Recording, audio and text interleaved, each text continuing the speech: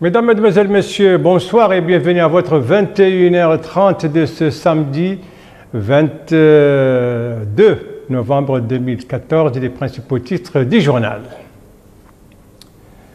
Le président de la République regagne Nouakchott après un voyage qu'il a conduit à Ouagadougou. Il a assisté à la cérémonie d'investiture du président de transition. Et à Malabo, il a participé au deuxième sommet Afrique-Turquie. En sommet de Malabo, le président de la République, en tant que président en exercice de l'Union africaine, a appelé pour un renforcement du partenariat entre l'Afrique et la Turquie, un partenariat donc dans l'intérêt des deux parties. Et ici, c'est la campagne de nettoyage de Nouakchott. Les opérations se sont poursuivies aujourd'hui pour la 5e semaine consécutive, opération accompagnée d'une campagne de sensibilisation. Voilà pour les titres.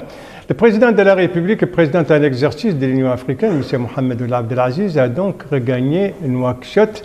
C'était tôt ce matin, ici à l'accueil, vous le voyez, dans la passerelle, il y a le Premier ministre, les chefs d'état-major particuliers du président de la République, son directeur de cabinet adjoint, le Wali et la présidente de la communauté urbaine de Nouakchott. Il y avait également d'autres membres du gouvernement qui étaient à l'accueil, à l'arrivée ce matin du président de la République, le président qui revient, je le rappelle, de Ouagadougou au Burkina Faso et de Malabo, la capitale équato-guinéenne. Eh bien, à Ouagadougou, le président de la République a salué le renouveau au Burkina Faso et a appelé les dirigeants de la transition à respecter leur engagement. C'était lors d'un discours prononcé à l'occasion de la cérémonie d'investiture de M. Michel Kafando, le président de la transition, le président du Conseil national de transition. C'était une cérémonie qui s'est déroulée donc hier après-midi au Palais des Sports à Ouaga.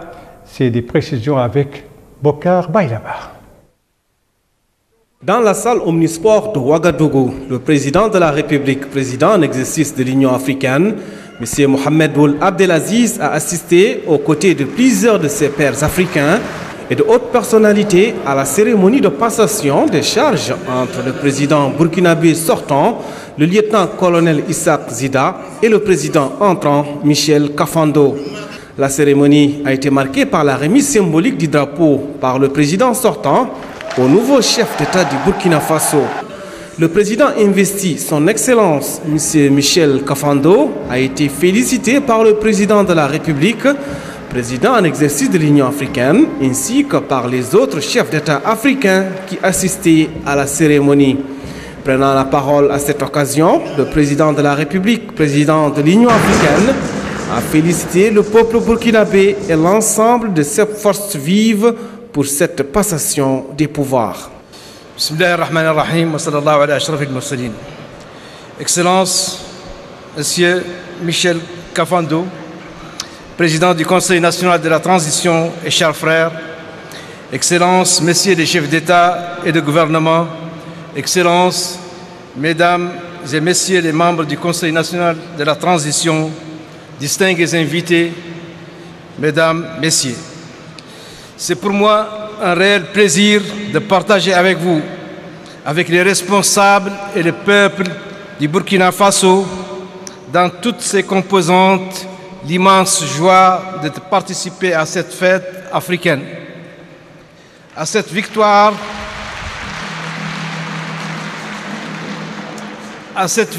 supplémentaire du peuple du Burkina Faso qui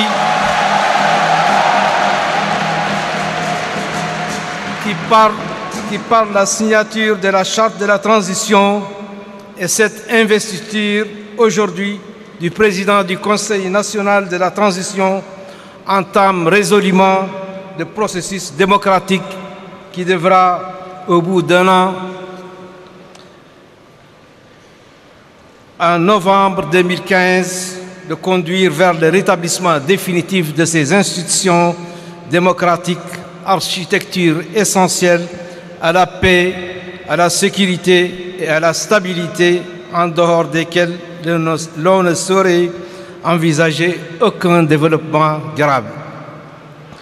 Excellences, Mesdames et Messieurs, à cette heureuse occasion, je salue et félicite tous les artisans de cet accord, l'armée, les partis politiques, les dignitaires, les acteurs de la société civile pour la sagesse, l'esprit de responsabilité et le sens du sacrifice dont ils ont fait preuve.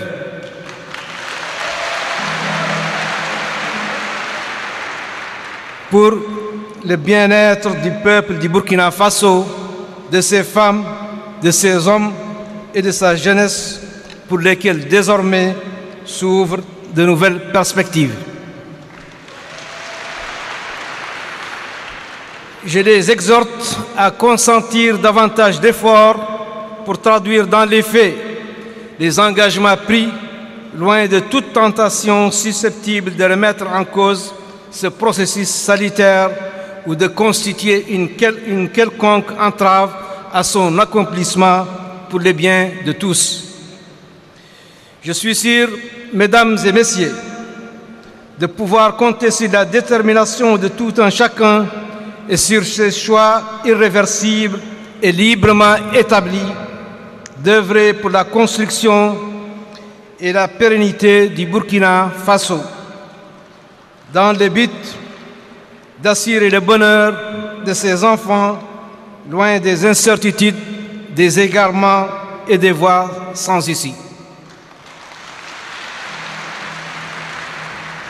Excellences, Mesdames et Messieurs, vous me permettrez par ailleurs d'adresser mes vifs remerciements à la communauté internationale et en particulier à l'Union africaine, à la communauté économique des États de l'Afrique de l'Ouest, à l'Organisation des Nations Unies, ainsi qu'à tous ceux qui ont contribué de près ou de loin à la conclusion de cette entente nationale à laquelle nous tenons tous. Je lance par la même occasion un appel à la communauté internationale pour fournir à cette entente tout l'appui nécessaire et pour soutenir le Conseil national de la transition dans l'accomplissement de sa mission en vue du rétablissement dans les délais impartis au Burkina Faso des institutions démocratiques et de permettre à ce pays frère d'envisager son avenir avec assurance et détermination.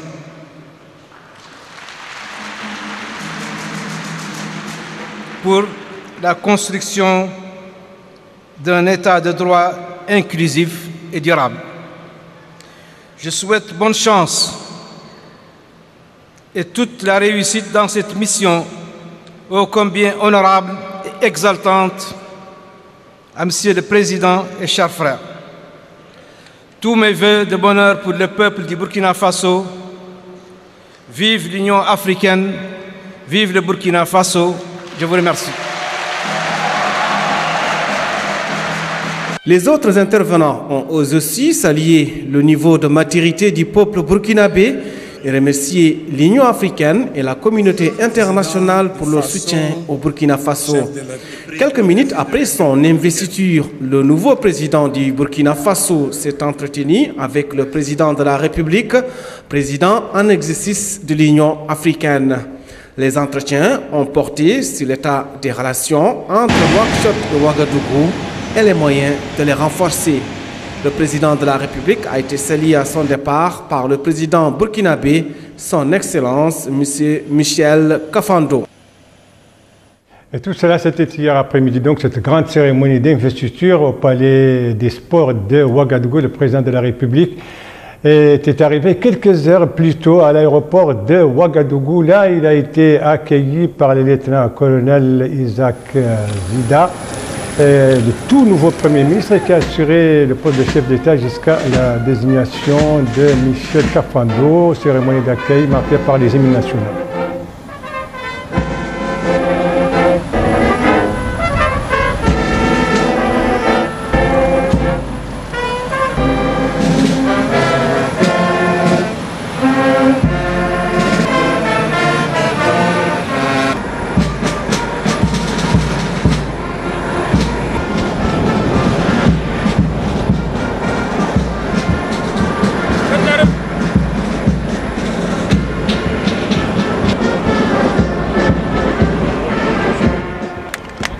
Voilà donc, après les hymnes, le président de la République, passant à les unités de l'armée qui sont venus rendre les honneurs. Et il faut dire qu'à laquelle il y avait une forte participation de la colonie mauritanienne vivant à Ouagadougou, la capitale burkinabé. Eh bien, donc, la transition se met petit à petit en place à Ouagadougou, la capitale burkinabé. Le président de la transition vient d'être investi. Il a désigné la veille son premier ministre. La prochaine étape, c'est la désignation du nouveau gouvernement de 25 membres. Eh bien, c'est une désignation qui est toujours attendue ce soir, conformément à la promesse du nouveau Premier ministre. Ici, le président de la République au salon d'honneur avec le lieutenant-colonel Zida.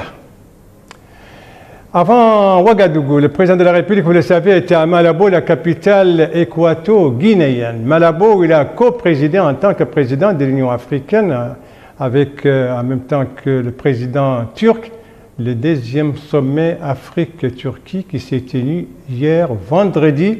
Sommet qui est placé sous les signes de partenariat entre les deux parties. Et d'ailleurs, ce sommet a été marqué par un discours du président de la République, président en exercice de l'Union africaine, où il a plaidé, vous allez l'entendre, il a plaidé en faveur d'un renforcement du partenariat entre l'Afrique et la Turquie. Discours dont voici la traduction avec Cher Zindisme. Permettez-moi tout d'abord d'exprimer notre profonde gratitude à notre frère, son Excellence M. Teodoro Obiang Nguema Mbassongo, président de la République de Guinée équatoriale, au peuple et au gouvernement équato-guinéen pour l'accueil chaleureux, l'hospitalité africaine légendaire et la parfaite organisation de ce sommet.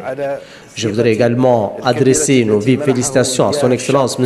Recep Tayyip Erdogan, président de la République de Turquie et coprésident du sommet, pour la grande confiance dont il vient d'être investi par le peuple de Turquie. Je suis certain que durant son mandat à la tête de la Turquie, les relations entre le continent africain et la République de Turquie connaîtront une évolution significative. Je suis par ailleurs honoré de coprésider avec son Excellence le 2e sommet Afrique-Turquie qui donnera, je n'en doute pas, un nouvel élan à notre coopération. Excellences, Mesdames et Messieurs, au moment où le partenariat entre l'Afrique et la Turquie s'apprête à entrer dans sa seconde phase 2015-2018, après l'achèvement de son premier plan d'action adopté en 2008 à Istanbul, lors du premier sommet, je réitère ici l'engagement de notre continent à promouvoir et à développer les liens de coopération avec la République de Turquie pour le bien-être de nos peuples et particulièrement dans les domaines de la paix, de la sécurité et du développement. Notre continent fait face aujourd'hui à un véritable défi de santé publique en raison de la propagation rapide et inquiétante du virus d'Ebola qui a causé des milliers de morts et provoqué la perturbation des économies des pays directement touchés par cette pandémie.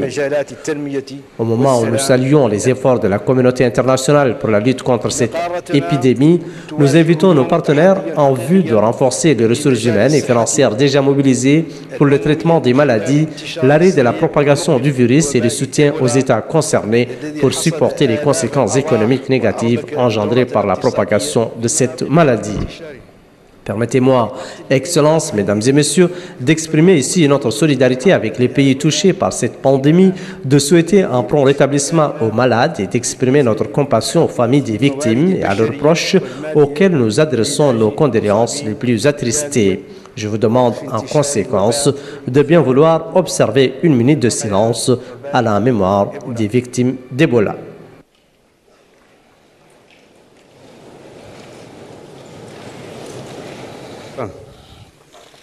Merci. Excellences, Mesdames et Messieurs, notre continent fait face à des défis sécuritaires considérables tels que le terrorisme, le crime organisé, le trafic de drogue, les conflits armés. Cette situation engendre des répercussions négatives sur les efforts de développement économique et social des États concernés. En effet, on ne peut concevoir un développement économique et social durable sans paix et sécurité. De même, on ne peut garantir la paix et la sécurité en l'absence de développement économique et social. À ce niveau, nous avons bon espoir que notre partenariat participe efficacement au renforcement des efforts africains pour éradiquer ces phénomènes qui handicapent notre développement.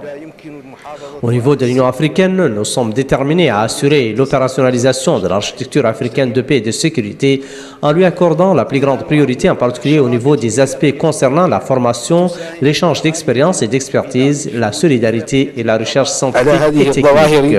Excellences, Mesdames et Messieurs, l'Afrique et la Turquie sont appelées à approfondir et à diversifier leur coopération dans tous les domaines afin de renforcer des relations de partenariat basées sur des intérêts communs et réciproques. À cet égard, l'ouverture de nouvelles représentations diplomatiques africaines en Turquie et turques en Afrique est l'expression éloquente d'une forte volonté politique des deux parties de parvenir à des niveaux de coopération avancés.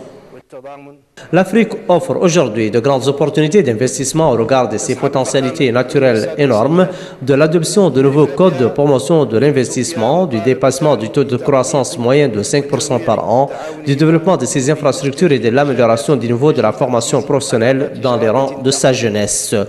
L'Afrique est aussi un continent riche qui dispose, en plus de son dividende démographique, précieux capital humain, de ses superficies énormes de terres arables et de ses vastes ressources forestières, de 12% des réserves du pétrole du monde, de 42% de celles de l'or, de 80 à 90% de celles de chrome et de métaux du groupe platine. Par ailleurs, l'Afrique a comme objectif de porter le niveau du commerce intra-africain de 12% en 2012 à 24% en 2022. Par conséquent, la coopération avec la Turquie et les autres partenaires permettra à notre continent de surmonter des difficultés de développement et de réduire le retard qu'il accuse en matière d'énergie, de transport, de technologie, de l'information et de la communication et d'infrastructures essentielles. En effet, l'investissement dans ces secteurs permettra de soutenir le commerce, de promouvoir la croissance, de créer des emplois et la richesse afin d'éradiquer la pauvreté.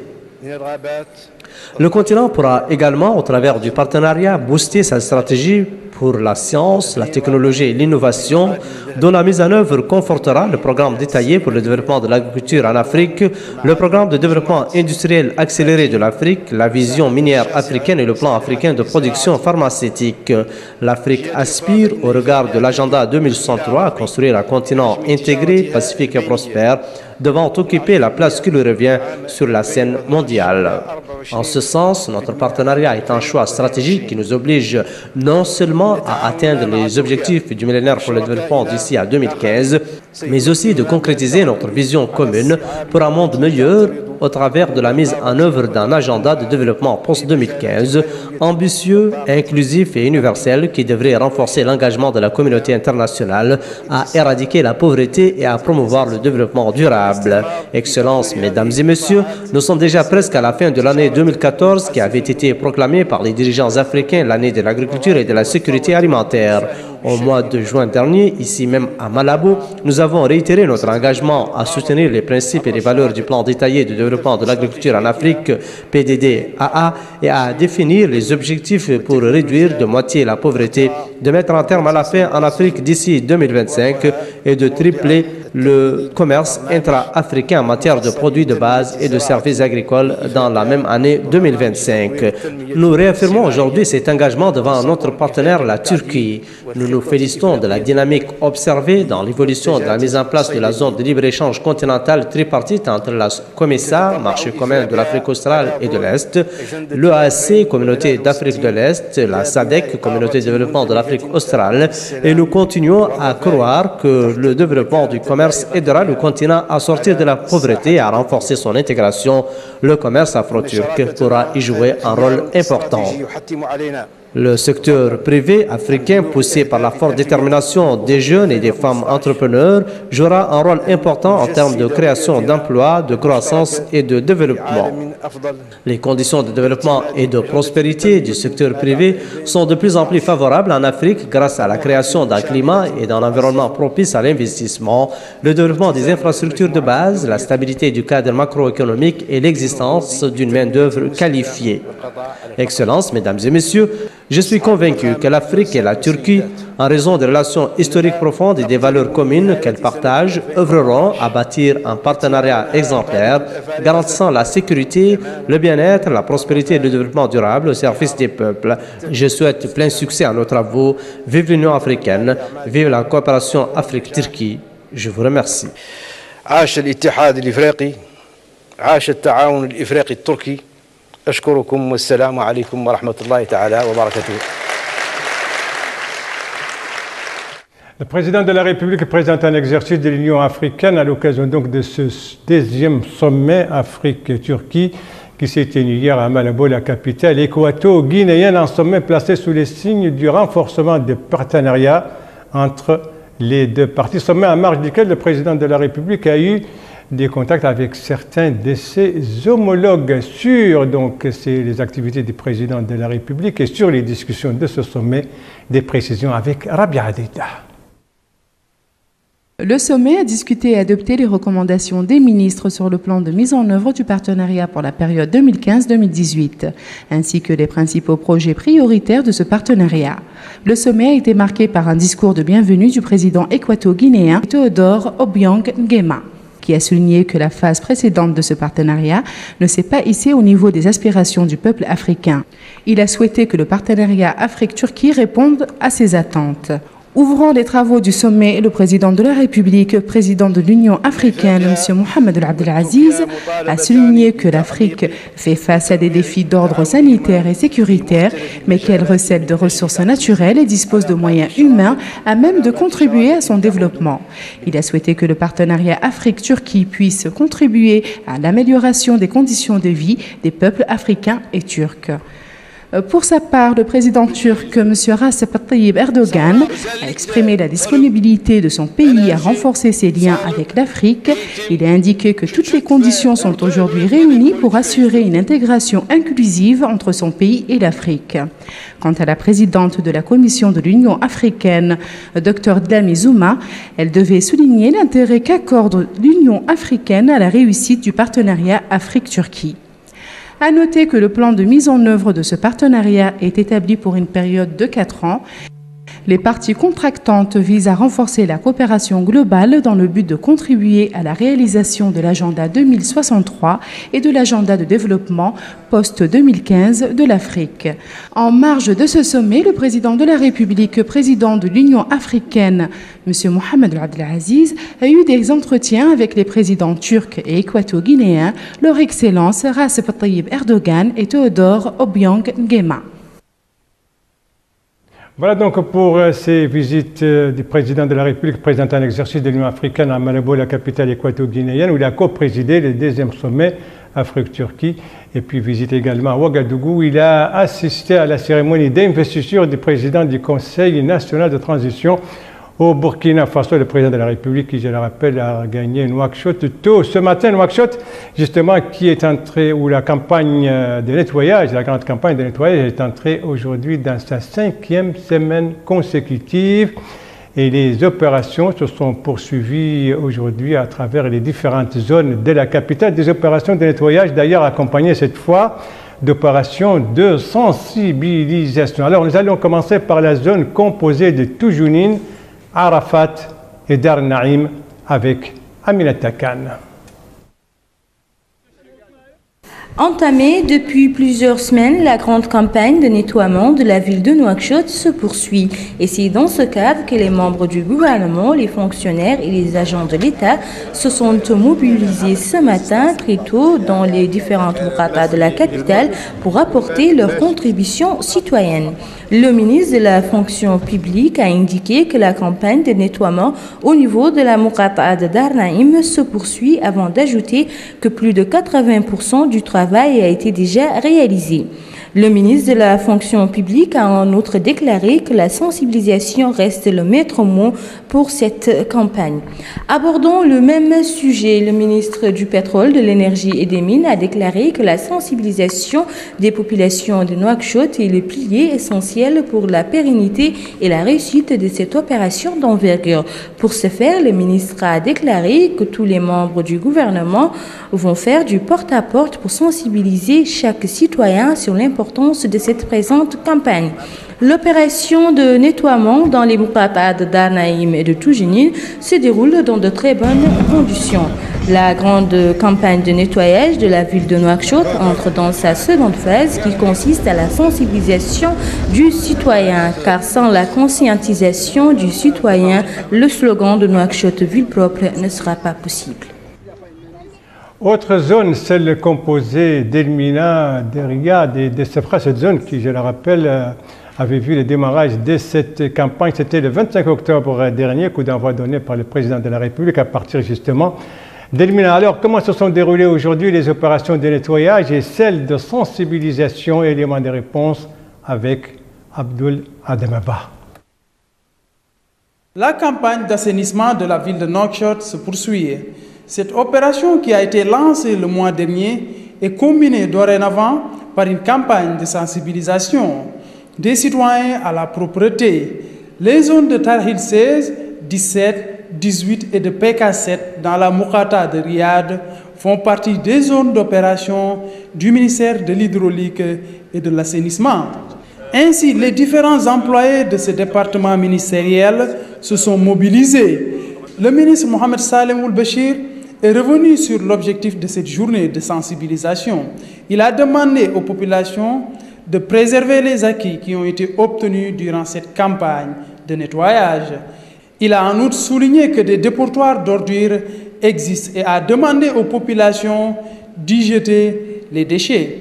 Il a par la suite indiqué qu'ils ont fait du porte-à-porte de manière dispersée en vue de sensibiliser les habitants à la propreté. La Moukata d'Elmina n'est pas en reste. Les pouvoirs publics l'ont ainsi divisée en 16 zones. On trouve des dépotoirs d'ordures au niveau de chacune de ces 16 parties. Le Hakem d'Elmina a indiqué que divers moyens de communication ont été utilisés à l'image des tracts, des dépliants, entre autres. La plage de Nouakchott a elle aussi eu droit à quelques coups de balai. Des pirogues et autres objets encombrants ont été enlevés par les employés de la SNDP, Société nationale de distribution du poisson. Le directeur général de cette entreprise, Mohamed Ould Ahmed Ould Bousseif, a souligné que tous les employés se sont mobilisés et ont participé massivement à cette cause noble. L'assainissement de la ville de Nouakchott ne peut se résumer à une campagne de nettoyage, d'où la nécessité de cette opération de sensibilisation en vue de faire passer le message. Last but not least, la zone constituée du Ksar, de Tebrazena et de Tayaret, là aussi, tout le monde était actif aujourd'hui dans le cadre de ces opérations de nettoyage, mais aussi des opérations de sensibilisation, comme l'a constaté Mohamed Lemine Bekkar. La sensibilisation a été le maître mot ce week-end de la 5e semaine de la campagne de salubrité de Nouakchott, tout en poursuivant l'œuvre de nettoyage des quartiers dans les 9 Moukata'a de la capitale. Les autorités publiques ont entrepris, à travers plusieurs équipes, la sensibilisation des citoyens sur l'emplacement des ordures. Plusieurs sites de dépôt d'ordures ont été déterminés, comme c'est le cas ici à Tebrazena, dont le Hakem a appelé les habitants de cette Moukata'a à se débarrasser de leurs ordures sur ces sites qui portent la plaque dépôt d'ordures. C'est la seule façon, selon lui, de préserver la propreté réalisée à grande échelle dans la Moukata'a. D'autres équipes déployées dans la Moukata'a de Tayaret ont également placé 35 plaques sur les sites retenus comme dépôts primaires des ordures. Cela indique le Hakem de Tayaret que les populations doivent déverser les ordures ménagères après avoir nettoyé l'intérieur et les environs de leurs habitations. La campagne de nettoyage de la capitale a, de l'avis de certains citoyens, enregistré un impact positif qu'il faut nécessairement préserver en évitant de salir les zones déjà nettoyées et en usant des dépôts d'ordures qui seront par la suite débarrassés par les camions de la communauté urbaine de Nouakchott. Voilà, je vous propose maintenant un tour à l'intérieur du pays qui va nous conduire successivement à Alleg, la capitale du Brakna, et à Ben Nishab dans la wilaya d'El Chiri. On va commencer par Alleg qui vient d'abriter une cérémonie de sensibilisation. Alors, dans quel cadre entre cette sensibilisation et élément de réponse avec Aminata Khan? Alleg, dont la wilaya du Brakna a abrité le lancement de la campagne de sensibilisation à l'occasion de la célébration du 25e anniversaire de la Convention des droits de l'enfant. Une occasion pour la ministre des Affaires sociales, de l'enfance et de la famille, Madame Lemina Mintel Khoutoba Ould Mouma, de passer en revue les nombreuses réalisations accomplies dans son département au cours de ces dernières années, faisant de l'orientation des projets économiques rentables et de l'assistance reconnaissance aux femmes veuves ainsi qu'aux coopératives féminines leur credo, avant d'ajouter que son département accorde une importance particulière aux franges les plus nécessiteuses. Madame Lemina Mintel Khotoba Woulmama a ensuite répondu aux questions soulevées par les intervenants. Le wali de la wilaya du Brakna a confirmé l'importance de ces projets qui vont, selon lui, sans nul doute, redynamiser l'activité des coopératives. Tard dans la soirée, la station Radio Mauritanie dans la wilaya du Brakna a reçu un ouléma, un conseiller du ministère des Affaires sociales de l'enfance et de la famille, un médecin et un expert qui ont longuement débattu sur les effets néfastes du mariage précoce. Tout cela, c'était donc jeudi dernier.